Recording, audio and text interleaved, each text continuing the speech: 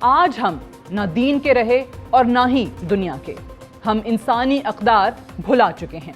حکمران طاقت اور حکمرانی کے نشے میں مست ہیں، حکمرانی کے فرائض بھلا چکے ہیں، یہ بھول چکے ہیں کہ حاکمیت صرف اور صرف اللہ کی ہے۔ غریب اور عام آدمی فریادی بنا بیٹھا ہے۔ ہم گمراہ ہو چکے ہیں اور حاکمیت کا تصور بھی بھلا گئے ہیں۔ ہم میں اور ہمارے حکمرانوں میں خوف خدا ختم ہو چکا ہے۔ سیاست اور دین ایک دوسرے کے ساتھ لازم و ملزوم ہیں۔ ہم کسی صورت سیاست سے دین کی نفی نہیں کر سکتے۔ سیاست سے دین کی نفی کے ساتھ پاکستان میں دین اسلام اور قیام پاکستان کے مقاصد کی نفی ہوگی، اور یہاں سے ہی ہمارے معاشرے میں تنازعات جنم لیتے ہیں۔ شاعر مشرق علامہ اقبال کی نظر میں سیاست سے دین کی علیحدگی اصل فساد کی جڑ ہے، اور یہاں سے انسانی حاکمیت جنم لیتی ہے۔ انسانی حاکمیت کا تصور اقبال کے نزدیک کفر اور شرک ہے۔ قطع نظر حاکمیت چاہے شخصی، انفرادی، قومی یا عوامی ہو۔ شاعر مشرق کے 2 اشعار اس کے واضح عکاس ہیں۔ جلال پادشاہی ہو کہ جمہوری تماشا ہو، جدا ہو دین سیاست سے تو رہ جاتی ہے چنگیزی۔ ایک اور شعر میں اقبال فرماتے ہیں، ہوئی دین و دولت میں جس دم جدائی، ہوس کی امیری ہوس کی وزیری۔ دین و سیاست پر شاعر مشرق کے اشعار آج کی تاریخ میں ہمیں ایک بار پھر یاد کراتے ہیں کہ ہم دین سے دوری اختیار کر چکے ہیں، اور پاکستان کسی صورت انسانی حکمرانی یا شخصی حکمرانی کا متحمل نہیں ہو سکتا۔ 1936 میں اقبال کی لکھی گئی نظم ابلیس کی مجلس شورا آج بھی ناقابل فراموش ہے، اور اتنی ہی متعلقہ جیسی آج سے 88 برس قبل تھی۔ ابلیس کی مجلس شورا کو اقبال نے ایک مکالمے کی طرز پر تحریر کیا تھا، جس میں ابلیس اپنے 5 مشیروں کے ساتھ سیاسی، معاشی، عالمی، مذہبی و اخلاقی ناکامی، امیروں کی سرمایہ پرستی، محکوم قوموں کی مفلسی اور تقدیر پرستی کو اپنی کامیابی قرار دیتا ہے۔ ابلیس اپنے مشیروں کو مخاطب کرتے ہوئے کہتا ہے کہ یہ ساری کائنات مال و اسباب کی دنیا ہے، اور اس کی کارگزاری فریب پر مبنی ہے۔ میں نے دکھلایا فرنگی کو ملوکیت کا خواب، میں نے توڑا مسجد و دیر و کلیسا کا فسون، میں نے ناداروں کو سکھلایا سبق تقدیر کا، میں نے منم کو دیا سرمایہ داری کا جنون۔ ابلیس کو جواب دیتے ہوئے پہلا مشیر اپنی قابلیت اور ابلیس کی خدائی بیان کرتے ہوئے کہتا ہے، اس میں کیا شک ہے کہ محکم ہے یہ ابلیسی نظام، پختہ تر اس سے ہوئے خوئے غلامی میں عوام۔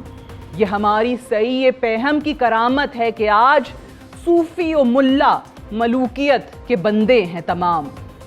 مکالمے میں حصہ لیتے ہوئے ابلیس کا دوسرا مشیر بولا، خیر ہے سلطانی جمہور کا غوغا کہ شر، تو جہاں کے تازہ فتنوں سے نہیں ہے باخبر۔ دوسرے مشیر کے بعد پھر پہلا مشیر جی حضوری کرتے ہوئے کہتا ہے، ہم نے خود شاہی کو پہنایا ہے جمہوری لباس، جب ذرا آدم ہوا ہے خود شناس و خود نگر۔ پہلے کے بعد تیسرا، چوتھا اور پھر 5ویں مشیر نے اپنا مدعا بیان کیا، اور آخر میں پھر ابلیس نے اپنے مشیروں کو مخاطب کرتے ہوئے کہا، جانتا ہوں میں یہ امت حامل قرآن نہیں ہے، وہی سرمایہ داری بندہ مومن کا دین۔ جانتا ہوں میں کہ مشرق کی اندھیری رات میں بے ید بیضا ہے پیران حرم کی آستین۔ عصر حاضر کے تقاضاؤں سے ہے لیکن یہ خوف، ہو نہ جائے آشکارا شرع پیغمبر کہیں۔ الحذر، آئین پیغمبر سے 100 بار الحذر، حافظ ناموس زن، مرد آزما مرد آفرین۔ نظم کے اختتام پر ابلیس اپنے مشیروں پر زور دیتے ہوئے تاکید کرتا ہے کہ تم اپنی ابلیسی قوتوں کو استعمال کرتے ہوئے مسلمانوں کے عمل و کردار سے دور رکھو۔ اقبال نظم کے اختتام پر واضح کرتے ہیں کہ ابلیس، جس کو مغرب سے تشبیہ دیتے ہوئے کہتے ہیں کہ مغربی سپر پاورز آج بھی دنیا میں نظام مصطفیٰ کے بپا ہونے سے گھبراہٹ کا شکار ہیں۔ ان کو پتا ہے کہ اگر رسول اللہ صلی اللہ علیہ وآلہ وسلم کی تعلیمات پھر سے دنیا پر نافذ ہو گئیں تو پھر نہ نظام ملوکیت باقی رہے گا، نہ نظام سرمایہ داری، اور نہ ہی سودی نظام۔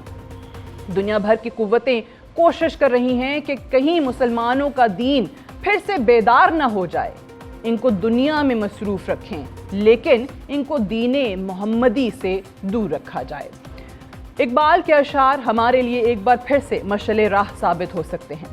شاعر مشرق نے اسلام کی اعلیٰ اقدار کا نفاذ اور فروغ کو عالم انسانیت کی بقا اور تحفظ کے لیے ضروری قرار دیا تھا۔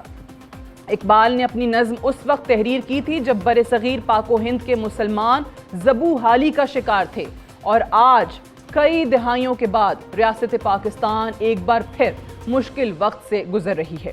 ہم قرآن و سنت کی تعلیمات سے کوسوں دور جا چکے ہیں۔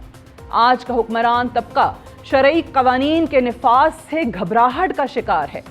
ہم سودی نظام میں بری طرح جکڑے ہوئے ہیں، اور ہماری آج کی شورا بھی عوام کی فلاح کو بھلا کر اپنے ذاتی فلاح میں مصروف ہے۔ ہم صہیونیت کے اعلی کار بن چکے ہیں۔ آزادی کے باوجود ہم غلامانہ ذہنیت کے مالک ہیں، اور ہم نے اپنے گھر کے فیصلے کے تمام اختیارات کسی اور کے حوالے کر دیے ہیں۔ ہمیں سمجھنا ہوگا ہماری فلاح نظام مصطفیٰ اور اللہ کی حاکمیت میں ہے۔ انسانی حاکمیت میں ہماری فلاح کسی صورت ممکن نہیں۔